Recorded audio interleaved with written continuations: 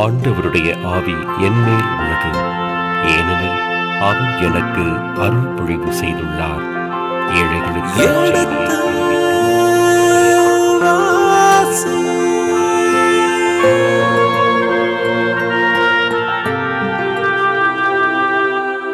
எடுத்து வாசி.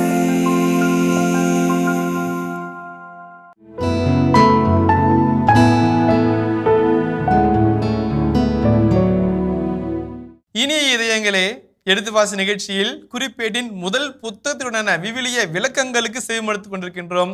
கடந்த பகுதியின் தொடர்ச்சியை இன்று தொடங்குவோம். வாருங்கள் நிகழ்ச்சிகள் செல்வோம். உங்கள் சார்பாக தந்தையர்களுக்கு வணக்கம் சொல்லி நிகழ்ச்சியை தொடங்குவோம். வணக்கம் சாமி.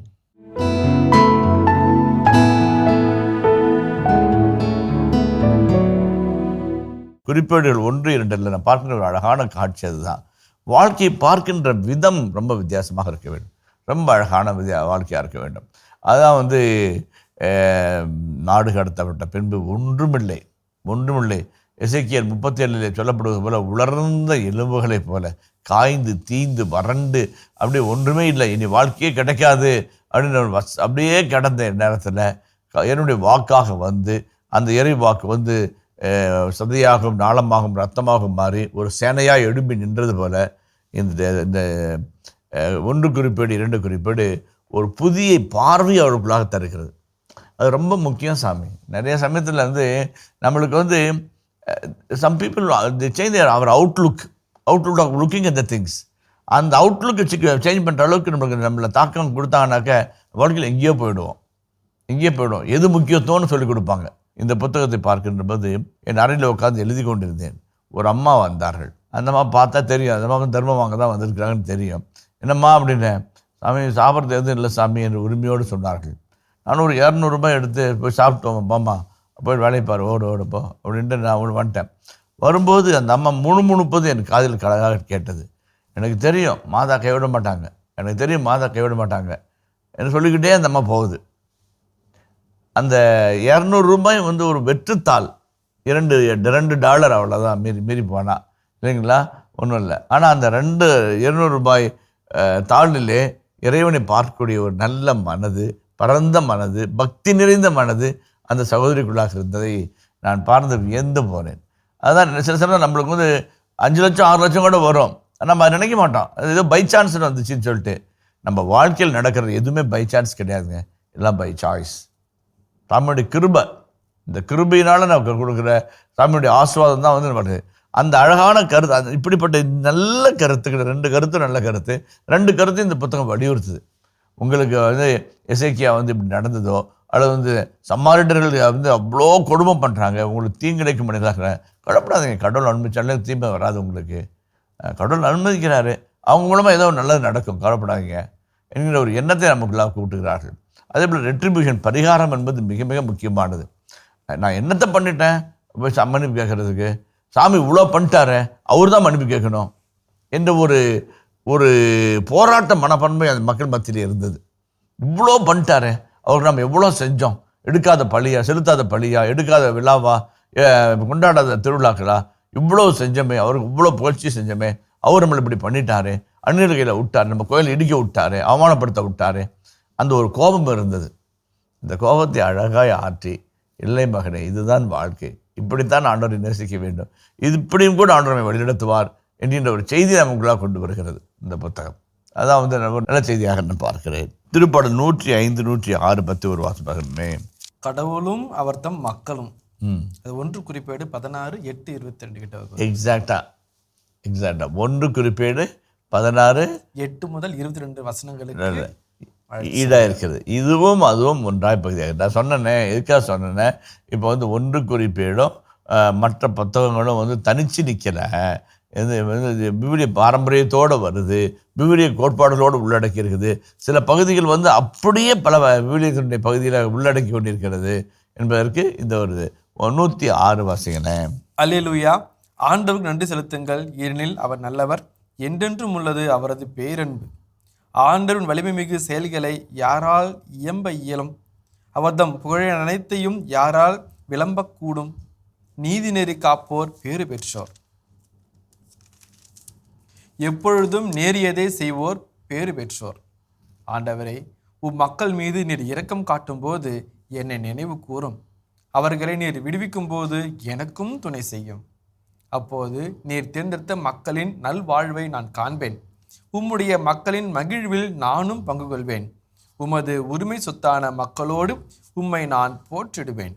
திருப்பாடல்களில் 4 வகையான ஜெபங்கள் இருக்கிறது. மொத்தம் பைபிள் 73 புத்தகங்கள் இருக்கிறது இல்லைங்களா? அதில் 72 புத்தகத்தில் கடவுள் மனுஷனோட பேசுகிறார். ஒரே புத்தகத்தில் தான் மனுஷன் கடவுளோட பேசுகிறான். அதான் திருப்பாடல்கள். அந்த திருப்பாடல்கள் என்ன சொன்னேன்? ஆண்டவரை போற்றுவேன், புகழ்வேன், நன்றி சொல்வேன், துதிப்பேன், தோத்தரிப்பேன் என்று சொல்லி அந்த பகுதி வருகிறது. துதி கனம் மகிமை என்பது இறைவனுக்கு உகந்த ஒரு காணிக்கையாக இருக்கிறது. திருப்பாடல் ஆசிரியரும் சரி, 1 குறிப்பிட்ட 2 குறிப்பிட்ட ஆசிரியரும் சரி, அந்த துதியை வலியுறுத்தி சொல்வார்கள். ஆண்டவருக்கேற்றபடி நொறுங்கிய தாழ்வுற்ற உள்ளமே என்ற திருப்பாடல் 51:17 சொல்லுகிறது போல, ஆண்டவரை எப்படி மகிழ்விப்பது, ஆண்டவரை எப்படி துதிப்பது, ஆண்டவரை எப்படி ஆர்ப்பரித்து ஆராதிப்பது என்பதை பற்றி செய்தியில் உள்ளடக்கி சொல்வார்கள். எதுக்காக சொல்கிறேன் அப்படின்னாக்க சாமி, 2 விஷயங்க. ஒன்று ஜெபம் என்பது இறைவனோடு உரையாடுவது. இறைவனோடு உரையாடுவது எப்படி பேசுகிறோம்? நான் உங்ககிட்ட பேசுகிற மாதிரி, நீங்கள் எங்கிட்ட பேசுகிற மாதிரி சாமியோடு நம்ம பேசுகிறோம். இப்போ நான் மட்டும் பேசிக்கிட்டே இருந்தேனாக்க அது மோனோலாகு இல்லைங்களா? ஒரு வழி உரையாடல். இப்போ நீங்களும் பேசி நானும் பேசுனா அது உரையாடல். உரையாடல் டயலாகாக மாறுது. சாமி மட்டும் நம்மகிட்ட பேசிக்கலாமல் நாமளும் சாமிகிட்ட பேசுகிறோம். அப்படி பேசும்போது 2 வகையில் நம்ம பேசலாம். ஒன்று துதி, ஆராதனை, புகழ்ச்சி, தோத்திரம், இப்படி போகிறது. கடவுளை நோக்கியது, எல்லாமே கடவுள் நோக்கியது. 2வது விண்ணப்பம், மன்றாட்டு, பரிந்துரை. இது 2வது. இந்த விண்ணப்பம், மன்றாட்டு, பரிந்துரைகள் எல்லாம் என்னது? ஆண்டவரே எனக்கு சுகாப்பாடு கொடுங்க, எனக்கு ட்ரெஸ்ஸு கொடுங்க, எங்கள் சம்சாரத்துக்கு உடல் சௌக்கியத்தை கொடுங்க, எங்கள் மகளுக்கு ஒரு நல்ல கணவனை கொடுங்க. மனிதனை நோக்கிய ஜெப வழிபாடு, ஹோமோசென்ட்ரிக் ப்ரேயர்ஸ்ன்னு சொல்கிறாங்க. இப்போ துதி, ஆராதனை, மகிமையெல்லாம் தெயோசென்ட்ரிக் ப்ரேயர், கடவுள் சார்ந்த ஜெபங்கள். இப்போ இந்த திருப்பாடல் ஆசிரியரும் சரி, இந்த 1 குறிப்பிட்ட 2 குறிப்பிட்ட ஆசிரியரும் சரி, அந்த இறைவனை வழிபடுறதில் இறைவனை நோக்கிய ஜெபத்தை அதிகமாக கவனித்து செய்யுங்கள். ஏனென்றால் அதுவே முதிர்ந்த மனநிலையின் ஜெபம் என்று சொல்வார். இப்போ எப்போ நம்ம நன்றி சொல்ல வர முடியும்? எப்போ நம்ம வர முடியும்? இருக்கிறது ஏற்றுக்கும் போது தான். என் கோயில் இடிச்சிட்டானுங்க, நிலத்தை உடைச்சிட்டானுங்க, வீட்டை இடிச்சிட்டானுங்க, இதெல்லாம் அந்த கடவுள் பார்த்துட்டு வேடிக்கை பார்த்துட்டு இருக்கிறாரு. அவரை போய் நான் கும்பிடணுமா? அந்த ரெக்கன்சிலேஷன் இல்லாத பொழுது ஆண்டவரை துதிக்கும் மனம் வராது. எப்பொழுதும் ஆண்டவரை துதியுங்கள், எக்காலத்தும் ஆண்டவரை போற்றுங்கள். அப்போ நல்லா இருக்குல்ல, ஆண்டவரை நீ துதிச்சல்ல, இப்போ ஈடுபட்டிருக்குது, கவலைப்படாத, அது உன் தப்பு தான், அது உனக்கு தெரியல, அது அப்புறம் சொல்கிறேன், ஆனால் இப்போ ஆண்டவரை துதி. அந்த தெயோசென்ட்ரிக் ப்ரேயரினுடைய வேல்யூவை அதிகமாக வலியுறுத்துகிறது, நமக்கு சுட்டி காட்டுவது, அதனுடைய பலனை நம்ம அனுபவிக்க அழைப்பது இந்த குறிப்பேடுகள் என்றால் மிகை கிடையாது. அது நிறைய சமயத்தில் திருப்பாடல்களையும் நம்ம பார்ப்போம். அதுவும் ஒரு அழகான ஒரு நல்ல செய்தியாக மனதிற்கப்படுகிறது ஜெபிக்கிறதுக்கு. அதே போலவே இப்பொழுது இந்த வரலாற்று நான் சொன்னேன், விடுதலை பயண நூல், அதே மாதிரி தொடக்க நூல், எண்ணிக்கை, யோசுவா மற்றும் சாமுவேல், ரூத் உள்ளிட்ட புத்தகங்களிலிருந்து செய்திகளை இது எடுத்துக்கொள்கிறது, தன்மையப்படுத்தி செய்திகளை சற்று மாற்றி அமைத்து பயன்படுத்துகிறது என்று நம்ம சொன்னோம். அதே சமயத்தில் சில எக்ஸ்ட்ரா செய்திகளையும் சேர்த்துது, சில செய்திகளை ரீஆர்கனைஸ் பண்ணுது. இதை தூக்கி அங்கே போட்டு, அதை தூக்கி இங்கே போட்டு, இப்போ அங்கே இருக்கிற மாதிரி இல்லையே, அப்போ நான் காப்பி அடிக்கலை. As a purpose to reorganise, to reorient. இப்படி சொன்னாதான் இந்த மக்களுக்கு இந்த காலகட்டத்தில் இப்போ புரியும் என்கிற ஒரு நிலையில் 2 வாழ்க்கை செய்திகள் நம்ம கொண்டு வருவோம். இணைச்சிட்டு வல்லுடைய செய்திகள் நிறைய நம்ம பார்த்தோம். நம்ம திரும்ப திரும்ப அடிக்கடி சொல்கிறது, நான் ஒரு உரையில் கூட சொன்னேன், வாழ்க்கைக்கு வராத விவிலியம் என்ன பயன் அப்படின்னு சொல்லி கேட்டேன். நான் கொஞ்சம் அவர் கோவப்பட்டார், அப்படி சொல்லக்கூடாது, வாழ்வுக்கு வரட்டும் விவிலியம், அதனால் பயன்படுவோம்னு சொல்லுங்கள் அப்படின்னாரு. கோபத்தில் நான் சொன்னேன், வாழ்க்கைக்கு வராத விவிலியத்தினால் என்ன பயன் அப்படின்னு சொல்லி கேட்டதுனால, உண்மையிலே வாழ்வுக்கு நம்முடைய வழிபாடு அழைத்து செல்ல வேண்டும், அன்றாட வாழ்வுக்கு. நம்ம 25, அதாவது நான் தான் உங்களுக்கு ஏற்கனவே சொன்னேன், லிவ் த மாஸ் என்று சொல்லி தந்தை அவர்கள் எங்களுக்கு ஒரு அறிவுரை சொன்னார். லெக்ரான் அடிகளார் ஒரு அறிவுரை சொன்னார், லிவ் த மாஸ் என்று அறிவுரை சொன்னார். லிவ் த மாஸ்னா என்னடா 2 வார்த்தை சொல்லிட்டு விட்டுட்டாரு, பாசத்தில் வேறு இன்னும் சொல்ல மாட்டேங்கிறாரு அப்படின்னு சொல்லிட்டு யோசிச்சுட்டே வந்துட்டு இருந்தால், லிவ் த மாஸ் அப்படின்னா என்ன? பூசைங்கிறது ஒரு 30 நிமிஷம் ஜெபம் கிடையாது, 30 நிமிஷம் வாய்ப்பாடு கிடையாது, 30 நிமிஷம் பொழுதுபோக்கு கிடையாது. அந்த 30 நிமிஷத்தில் அவருடைய ரத்தமும் நாளமும் நமக்குள்ளாய் பாய, அந்த எலக்ட்ரிஃபிகேஷன் நமக்குள்ள வந்து நிற்க, அந்த 24 மணி நேரம் அந்த வல்லமையில வாழ வேண்டும். அதுதான் அந்த லிவ் த மாஸ். அந்த நாளின் சவால்கள், சண்டைகள், சச்சரவுகள், பிளவுகள், பிணக்குகள், தகராறுகள், சோதனைகள், வேதனைகள், வருத்தங்கள், கண்ணீர்கள், கவலைகள், துயரங்கள் அத்தனைக்குள்ளாகவும் அந்த ஆண்டவரை நாம் காண வேண்டும். அதான் லிவ் இன் த மாஸ்ன்னு சொல்லிட்டு அதை வந்து பழைய ஏற்பாட்டிலேயே மிக அழகாய் குறிப்பேடுகள் ஆசிரியர் சுருக்கி காட்டுகிறார். வாழ்க்கைக்கு வர வேண்டும் நம்முடைய வழிபாடு என்பதில் மிக அழகான ஒரு விளக்கத்தை தருவார். ரொம்ப முக்கியம். அதான் வந்து சொல்லுவாங்க, நான் சரியாக சொன்னேன்னு தெரில, ஜார் புரட்சி என்று ஒன்று இருக்கிறது. ரஷ்ய புரட்சி ஜார் மன்னர்களுடைய ஆட்சி காலத்தில் நிகழ்ந்தது ஒன்று. அந்த நிகழ்ச்சிக்கு முந்தின வியாழக்கிழமை ஆயர் பேரவை ஒன்றாய் கூடி சண்டை போட்டு கொண்டார்களாம், அடித்து கொண்டார்களாம். அதாவது வந்து வருகின்ற வியாழக்கிழமை, பெரிய வியாழக்கிழமைக்கு வெள்ளை உடையில் போடுறதா, வெள்ளை கலந்த மஞ்சள் உடையில் உடுப்பு போடுறதான்னு சண்டை போட்டுக்கிட்டாங்கண்ணா. சண்டை போட்டுக்கிட்டு அப்புறம் ஒத்து வராததுனால கொஞ்சம் கைகளை போட பிரிஞ்சு போனாங்களாம். இந்த பெரிய விழாவுக்கு முன்பாகவே புரட்சி நடந்தது. நாடு கம்யூனிஸ்ட் நாடாய் மாறியது. எதற்காக என்று சொன்னால், மதம் மக்களோடு இணைந்த வேண்டும், வழிபாடு வாழ்வோடு இணைய வேண்டும், வாழ்வை மாற்ற வேண்டும், வாழ்வை புரட்டி போட வேண்டும். நாம் வயிறு போகின்ற ஒவ்வொரு வார்த்தையும், இயேசுவின் வார்த்தை போகும்போது அதற்கு எவ்வளோ வல்லமை இருந்தது. அந்த வல்லமை ஒவ்வொரு குருவின் நாவிலிருந்தும் புறப்பட்டு போக வேண்டும். அதே வல்லமையோடு 30 60 பலன் தர நம்மை உருவாக்கி உருப்படுத்தி நிறுவனம். அப்படி பள்ளத்தாக்கு முழுவதும் உலர்ந்த எலும்புகள் காய்ந்து தீந்து, அதற்கு ஆசிரியர் சொல்கிறார், வால்டர் ஜிம்மர்லி என்கின்ற உலக புகழ்பெற்ற ஆசிரியர் சொல்கிறார், ஏன் காய்ந்து தீந்த எலும்புகள் என்று சொல்கிறார்னால், அந்த காய்ந்து தீந்த எலும்புகளில் உயிர் இருக்காது, உயிரே இருக்காது, வாழ்வுக்கு வழியே கிடையாது என்கிற நிலையிலே. அதை விட இன்னொரு முக்கியமான காட்சி என்றால், ஒரு உடல் செத்து கிடக்கிறது என்றால் 4 நாள் வரைக்கும் அந்த உயிர் அங்கேயே சுற்றி கொண்டிருக்குமா. ஆகவே தான் மார்த்தாள் சொல்வார், ஆண்டவரே 4 நாட்கள் ஆயிற்றே நாருமே என்று சொல்கிறார். 4ஆம் நாள் உயிர் போயிடும், அங்கேருந்து போயிடும், ஆன்மா போயிடும்.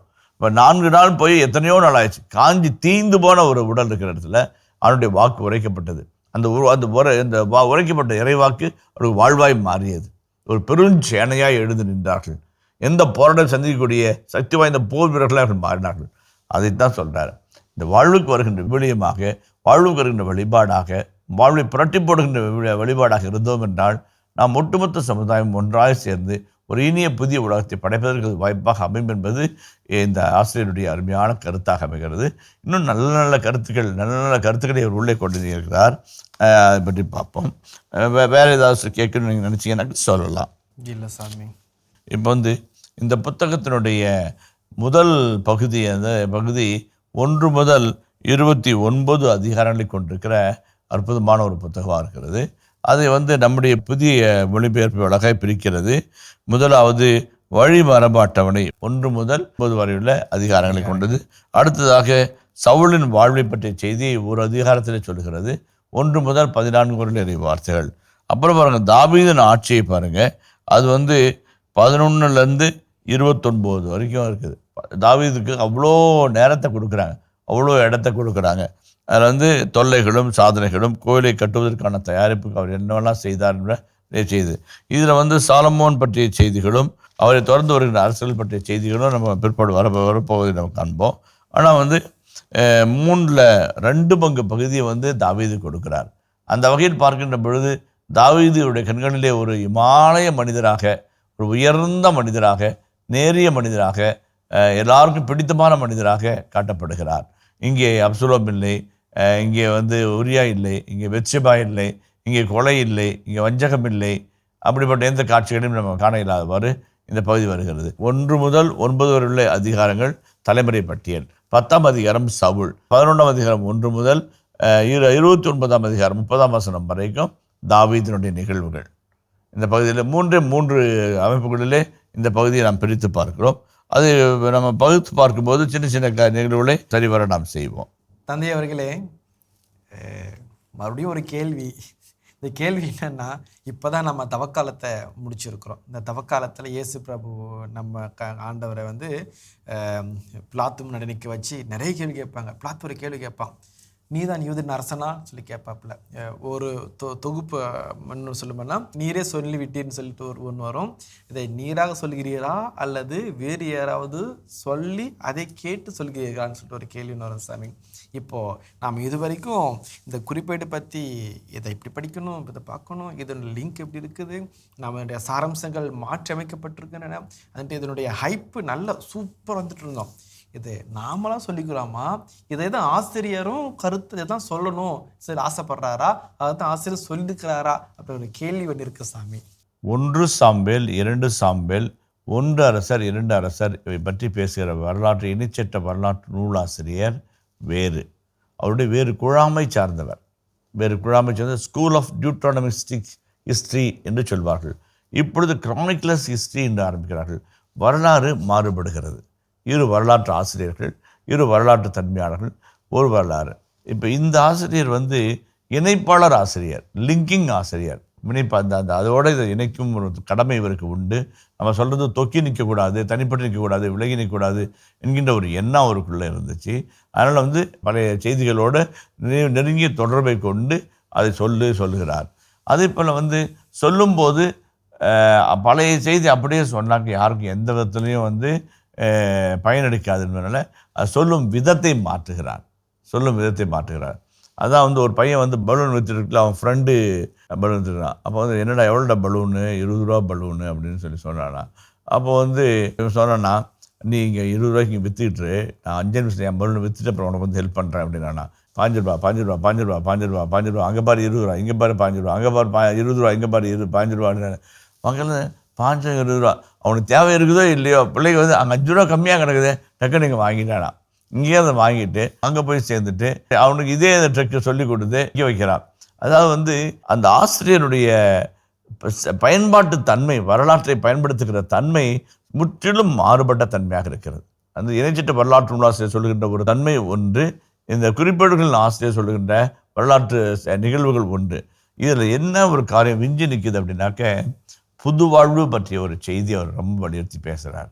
இப்போ நீங்கள் மடிஞ்சு போய் இருக்கிறீங்க, ஆண்டவனுக்கு ஒரு புது வாழ்வை தருவார். அந்த வாழ்வை தரும்போது பொட்டல் காடுகளைப் போல இருக்கிற உங்கள் நிலங்கள் எல்லாம் வற்றாத ஊற்றுக்களாய் நிரம்பி இருக்கும் என்று ஒரு நம்பிக்கை தரும் செய்தியை சொல்கிறார். அதுவும் இப்போ சொல்கிறார். புது வரலாற்றை சொல்லும்போது அவருடைய எண்ணம் இதுதான், புது வாழ்வை தரணும், புது நம்பிக்கையை தரணும், புது எழுச்சியை தரணும், புது மாட்சியை தரணும், நம்மளையும் நாம் மீண்டும் நம்மளால் வாழ முடியும் என்ற நம்பிக்கை நமக்கு வேண்டும் என்கிற ஒரு எண்ணத்தை தருவார். அதே போல் இரண்டாவதாக அவர் சொல்லுகின்ற ஒரு பையன் பஸ்ஸில் முன்னாடி உட்காந்துட்டு இருக்கிறான். அப்பா தரமரம், அப்பா பஸ்ஸு, அப்பா பில்டிங்கு அப்படின்னு சொல்கிறார். இந்த பக்கத்தில் ஒரு எரிச்சல் ஆகிட்டார். பஸ் பில்டிங்லாம் உங்கள் பையன் பார்த்ததே இல்லை முன்னாடி அப்படின்னா. சார் கோச்சிக்காதீங்க சார், அவன் 3 வயதில் பார்வையற்று போனான். இன்றைக்கி தான் ஆப்ரேஷன் பண்ணி கண்கள் திறக்கப்பட்டிருக்கிறது. 5 வருடங்களுக்கு பிறகு அவன் பார்வை பார்க்கிறான். அதனால் அவன் எதை பார்த்தாலும் அவனுக்கு ஆச்சரியமாக தான் சார் இருக்கும். அதனால் நீங்கள் ஒன்றும் தப்பாக நினச்சிக்காதீங்க, தொந்தரவு நினச்சிங்க என்று கேட்டபோது அவர் கண் கலங்கி போய்விட்டாராம். அந்த பார்வை இவருக்கு பழகி பழகி, அந்த மரம், அந்த பில்டிங்கு, ஆனால் அந்த பிள்ளைக்கு இந்த 5 ஆண்டுகளாக பார்க்காத விஷயங்கள் அவ்வளோ அழகாக மீண்டும் தெரிகிறது என்று பார்க்கும்போது அந்த மகிழ்ச்சி. இந்த இணைச்சிட்ட நூலாசிரியர் சொல்லும்போது வரலாறு நம்பிக்கையில் முடிகிறது. ஜெகோவாவினுடைய மகன் அந்த அரசனுடைய டேபிள் உட்காந்து சாப்பிடக்கூடிய ஒரு நம்பிக்கையில் முடிகிறது. ஆனாலும் அது எப்படிப்பட்ட நம்பிக்கை, அந்த நம்பிக்கைக்கு உயிர் உண்டா, அந்த நம்பிக்கைக்கு வாழ்வுண்டா என்ற ஒரு செய்தியை அழுத்தம் திருத்தமாய் இந்த ஆசிரியர் இங்கே கொண்டு வருகிறார். அது ரொம்ப முக்கியமான ஒரு செய்தியாக பார்க்குறேன். ரொம்ப ஒரு முக்கியமான செய்தி. வாழ்வை பார்க்கின்ற விதம் அதுவும் சரி. அதே போல் நமக்குள்ளாக இருக்கிற நம்பிக்கை செத்து போகாதபடி நாம் தொடர்ந்து வாழ வேண்டும், உழைக்க வேண்டும் என்கின்ற ஒரு எண்ணம் நமக்குள்ளாக வரணும். அதான் நான் கேட்டது உண்டு. சாதாரண ஒரு பையன் ஸ்டேட் லெவலில் போயிட்டு ரேங்க் வாங்கி மெடல் வாங்கிட்டு வந்தான். டேய் எப்பட்றா அப்படின்னு. ஃபாதர் 3 மணிக்கு எந்திரிப்போம் ஃபாதர், எந்திரிச்சு ஜாவலின் த்ரோ பண்ணுறவன் தான் ஃபாதர். நிறைய பசிக்கும், பயங்கரம் பசிக்கும். பழைய கஞ்சி, இட்லி, களி, இது இருந்தாலும் போட்டு கரைச்சி ஊற்றி குடி சாப்பிட்டுட்டு ப்ராக்டிஸ்க்கு 3 மணி நேரம் 4 மணி நேரம் போயிடுவோம் ஃபாதர் அப்படின்னா. அப்பா பயங்கரமாடா சாமி, சமத்தே பண்ணிக்கிறேன்னு. இல்லைன்னா ஃபாதர், எங்கள் அப்பா அம்மா உட்கார வச்சு சோறு போடணும் ஃபாதர், எங்கள் அப்பா அம்மா உட்கார சாப்பிடணும் ஃபாதர். நாள் முழுக்க தெருக்கு விட்றாங்க, டிச்சு வர்றாங்க, அவளை உட்கார வச்சு சோறு போடணும் ஃபாதர். அழுதுகிட்டே சொன்னான். எனக்கு மனசு அவ்வளோ இதாகிடுச்சு. அவனுக்குள்ளாக இருந்த அந்த ஒரு இது நம்ம அப்பா அம்மா நல்லா வச்சுக்கணும், நம்மளுக்காக இவ்வளோ கஷ்டப்படுற அப்பா அம்மாவை நம்ம ஒரு மரியாதையோடு நல்ல முறையில் வச்சு பார்த்துக்கணுமே என்கின்ற அந்த ஒரு எண்ணத்தை பார்த்து நான் வியந்து போனேன். அதான் வாழ்க்கையுடைய நம்பிக்கை செத்து போகாமல் நம் வாழ்க்கையை வாழ வேண்டும். அதான் ஆசிரியர் அழகாக சொல்வதாக நான் உணர்கிறேன். இரண்டாவதாக இன்னொன்று மறுமலர்ச்சி என்பார்கள். மறுமலர்ச்சினா என்னங்க? மீண்டும் ஒரு மீண்டும் மீண்டும், அதுதான் ரொம்ப அழகான வார்த்தை. மீண்டும் மீண்டும் ஒரு முறை, ஆண்டவரே நான் மீண்டும் பார்வை பெற வேண்டும், மீண்டும் பார்வை பெற வேண்டும். நான் பார்த்துட்டு இருந்தேன் ஆண்டவரே, எல்லாம் அழகாக இருந்துச்சு ஆண்டவரே, இருட்டாயிடுச்சு ஆண்டவரே, நான் மீண்டும் வாய்ப்பு தர மாட்டீங்களா? அந்த ரொம்ப அழகான ஒரு செய்தி அது. அந்த மீண்டும் என்பது ஒவ்வொரு வாழ்க்கைக்குள்ளாக வர வேண்டும். நிறைய பேருக்கு ஒரு சில அந்த மீண்டும் வராமே போயிடுது. ஏன்னாக்க நம்பிக்கை இல்லாத மனிதர்களாக வராதுன்னு நினச்சிட்டாங்க, அது இனிமேல் அதுக்கு தேவையில்லைன்னு நினச்சிட்டாங்க. அதனால் எனக்கு தெரிந்த ஒரு சகோதரி பெங்களூரிலேயே அவருடைய சாவை பற்றிய செய்தி செய்தித்தாள் படுத்தப்படுத்து அப்படி துணுக்குற்றேன். ஐயோ என்னடா இறந்துட்டாங்களே, தூக்கு போட்டு இறந்துட்டாங்களேன்னு சொல்லிட்டு படித்த போது தெரிந்ததில்லை, அவருக்கு டயக்னைஸ் பண்ணக்குள்ள புற்றுநோய் என்று அவருக்கு செய்தி கொடுத்தார்கள். அவர்கள் புற்றுநோயா நமக்கா என்ற அதிர்ச்சி தாங்கால் வீட்டுக்கு பயந்து போய் ஃபேனில் தூக்கு போட்டு இறந்து போய் விட்டார்கள். அப்புறம் நிறைய பேர் சொன்னாங்க, இது ஆரம்ப நிலை தான், சீக்கிரம் சௌக்கியப்படுத்திருக்கலாம், இந்த அம்மா இவ்வளோ பயந்துருச்சே, இந்த பொண்ணு இவ்வளோ பயந்துருச்சே என்று சொல்லி கவலைப்பட்டார்கள். அதுதான் மறுமலர்ச்சி. மீண்டும் ஒரு மலர்ச்சி உண்டு.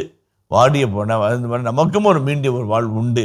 அதான் அந்த பகுதியை தான் குறிப்பிடுகிற ஆசிரியர் அழகாக சொல்றார். மறுமலர்ச்சியை உருவாக்குவோம். ஒரு தாவீதை போல நேர்மையான உண்மையான ஆளருக்கு சேவை செய்கிற குருக்களை உருவாக்கிய, லேவியர்களை உருவாக்கிய, பாடகர் குழுவை உருவாக்கிய, ஆலயத்திற்குள்ளாக இருந்து பணி செய்த, ஆண்டவரே கதி என்று வாழ்ந்தது தாவீதை போல நாம் ஒரு குலத்தை உருவாக்குவோம் என்று சொல்லி மிக அழகாக மாற்றி மறுமலர்ச்சி உருவாக்குறார். எனக்கு என்னென்னா ரொம்ப ரொம்ப முக்கியமான ஒரு நல்ல பாயிண்ட்டுங்க. மதம் என்பது மிக முக்கியமான ஒரு சக்தி. மதம் என்பது ஒரு முக்கியமான சக்தி. எல்லா மதங்களுக்கும் புரட்சிகளுக்கும் ஆணிவேராக மதம் இருக்குது, பல சமயங்கள் இருந்திருக்கிறது. மதம் மாறுபட்டு நடக்கும்போது அதை அழிப்பதற்கென்றும், நலமாய் நடக்கும்போது புதுவாழ்வுக்கென்றும் அது அவதாரம் எடுத்து புரட்சியை உருவாக்கி தந்திருக்கிறது. அந்த வகையில் பார்க்கின்ற பொழுது இந்த இஸ்ராயல் மக்கள் நாம் மறுபடியும் எழ முடியும், நம்ம மறுபடியும் நடக்க முடியும், நம்மளாலையும் வீட்டை கட்ட முடியும், நம்மளாலையும் கோயிலை கட்டி எழுப்ப முடியும். ஆனால் சாமி நம்மளோட இருக்கணும். சாமி இருந்தால் செய்வோம், சாமி இல்லைன்னா செய்ய மாட்டான், நம்மளால் முடியாது என்ற ஒரு எண்ணத்தை அப்படியே அவன் மனதிற்குள்ளாக திணிக்கிறார்கள். வைத்து அந்த எண்ணத்தை கொடுத்து, கடலோடு இருந்தால் நம்ம ஹீரோக்கள், கடல் நம்மோடு இல்லை என்றால் நாம் ஜீரோக்கள் என்று சொல்லி அந்த ஒரு அழகான மறுமலர்ச்சிக்கான ஒரு புதிய திட்டத்தை ஆசிரியர் உள்ளே கொண்டு வருகிறார். இனி இதயங்களே, எடுத்து வாசி நிகழ்ச்சியில் குறிப்பேட்டின் முதல் புத்தகத்திற்கான விவிலிய முன்னுரைக்கு செய்யப்படுத்திக் கொண்டிருக்கின்றோம். இதன் தொடர்ச்சியை மீண்டும் அடுத்த பகுதியில் தொடர்வோம். அதுவரை இணைந்திருங்கள். இயேசுவுக்கே புகழ், இயேசுவுக்கே நன்றி, மரியே வாழ்க. 4 மணிக்கு எந்திரிக்கிறேன், உணவுல கட்டுப்பாடு, செயல்களில் கட்டுப்பாடு, வாழ்க்கையில் கட்டுப்பாடு, அதே போல் பயிற்சி முயற்சி. இப்போ 1 மாதம் அவருடைய practice mode, methods, means, food habits, intermingling எல்லாத்தையும் அவங்க வீடியோ பண்ணிட்டார். வீடியோ பண்ணிட்டு உட்காந்து போட்டு பார்த்துட்டு